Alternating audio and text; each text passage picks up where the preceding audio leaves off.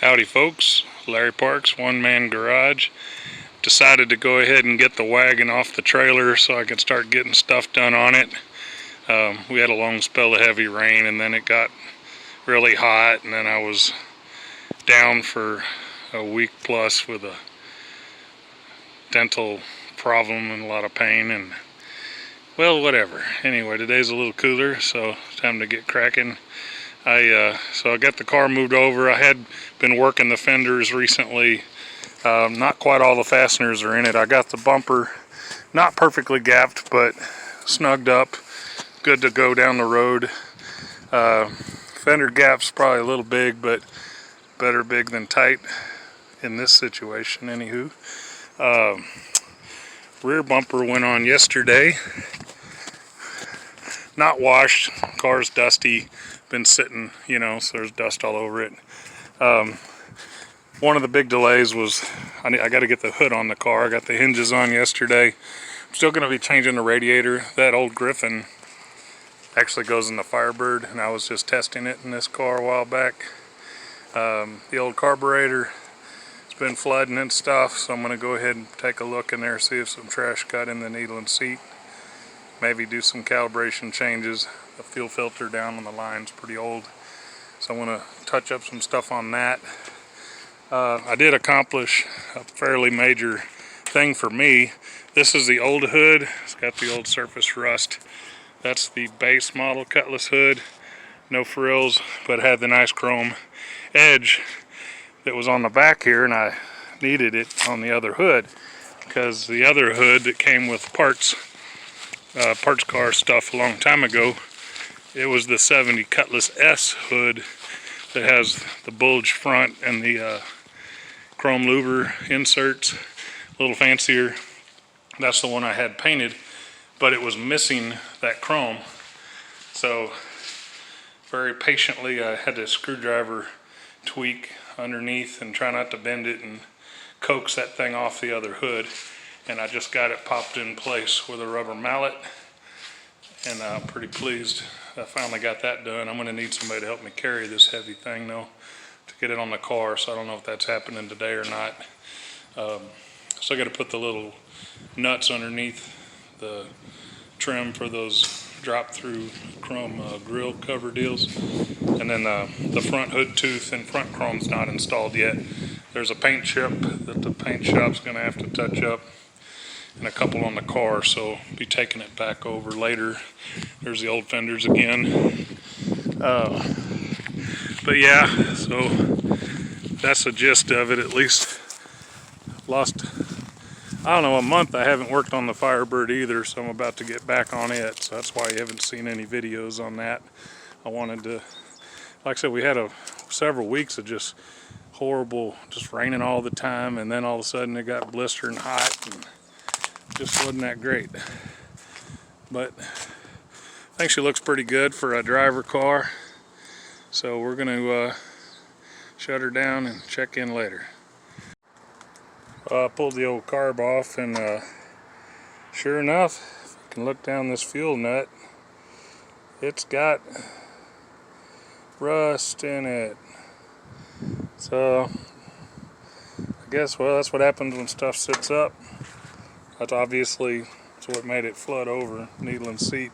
So trusty old original carbs right there, and whatever. So safety first. Gonna put a little paper towel over this, and then a paperweight, which is a license plate frame, and then stage 2 protection. Let's set that right there. There. Looks good. Hopefully no one will try to crank it. I'll have the keys. We'll get into that carburetor. Here's why you don't leave your car out in the rain with the hood off, even though the air cleaner was sealed up tight with a drain hole. Yeah, last year I was pulling the front clip off of this thing, committing to getting the body work going with the paint job, but sort of had it apart way too long, and it ended up getting rained on that air cleaner, even though I had it snugged up, and apparently it got inside, because I see I got white powder corrosion. Actually had rust on top of my float arm, and all this disgusting crud at that bowl must have got a lot of water down in the float bowls through the vent. So that's a good self-induced roadkill fail myself, because this was always a clean go-to daily driver, good running carburetor, always has been ever since I got the wagon.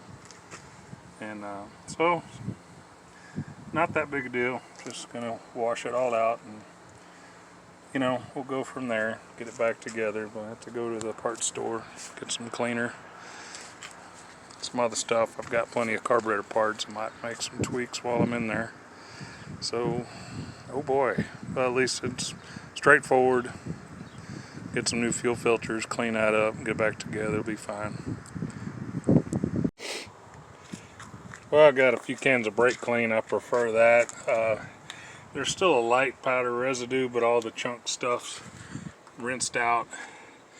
That white little stuff doesn't do nothing. Got everything rinsed pretty well. Probably do a little more rinsing before I put together. Picked up some filters, the one that goes in the carb. I normally don't run, but I want to run the 2 layers of protection. And I got a new Wix 33033 3/8 steel inline. It's installed right there. Little nasty fram, took it off, several years old. And of course, since I did my drag racing mod years ago to the gas tank and made a sump pickup, because I never put a ball valve to lock the fuel line from the back when I service that filter down here.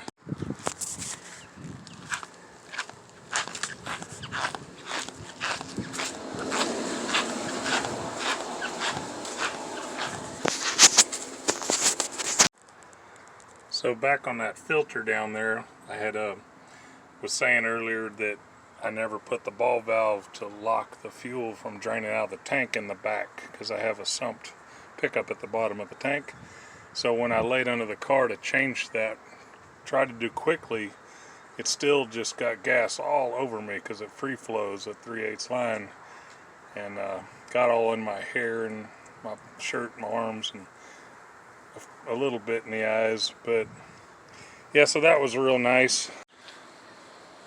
All good. Took a shower, got the gas out of my eyes.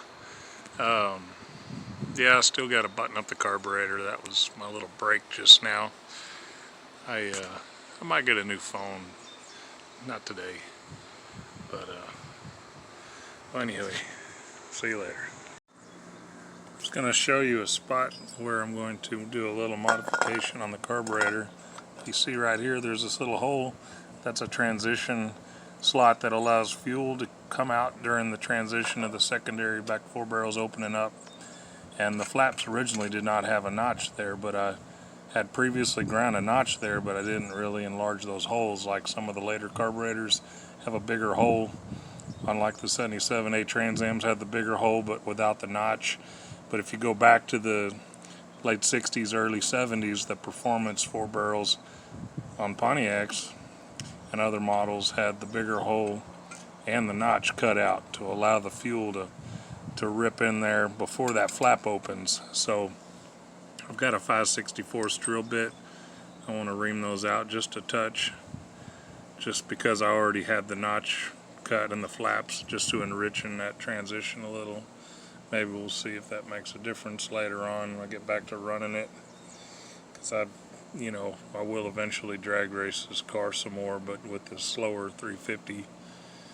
I ran it a little bit last year with a pretty soft launch. It ran like a 15.1 at 90 miles an hour and a quarter, and that's around 4,200 pounds with 308 gears, and it was not bad. I mean, it's not going to run a 1250 or 1260 like the 455 did back in the day, but if I could even get it into the 14s with the original 350 and the highway gears, I think that's pretty solid.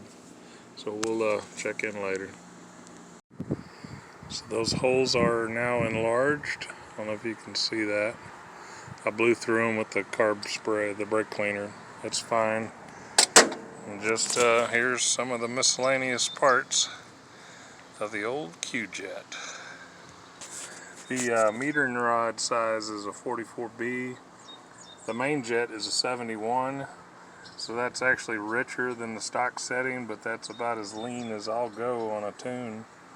I usually run a little more than that. This is a 750 CFM carburetor, so it has a smaller primaries, but on other cars to compare a 70 through 50 10 to 1 310 horse Oldsmobile to a, say, a 68 GTO 350 horsepower 400 Pontiac, that 750 carburetor came with 73 jets and 42 rods, which is richer wide open and richer part throttle.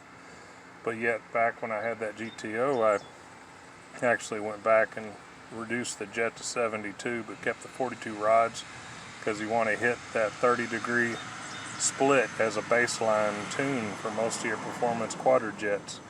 You want basically between a 71 and 74 jet and a primary rod, it's 30 numbers higher, well actually 30 numbers less. Like a 44 rod 74 jet is what I use in my 800 CFM quadra jet with the bigger primaries. So like think 7242, 7444, 7343, and then try to keep it within one number either side.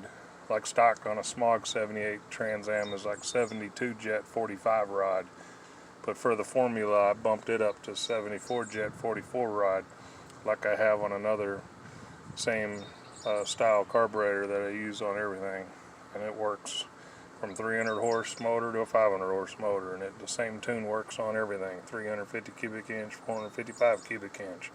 I've had that thing on everything and everything in between, and I never even have to recalibrate it.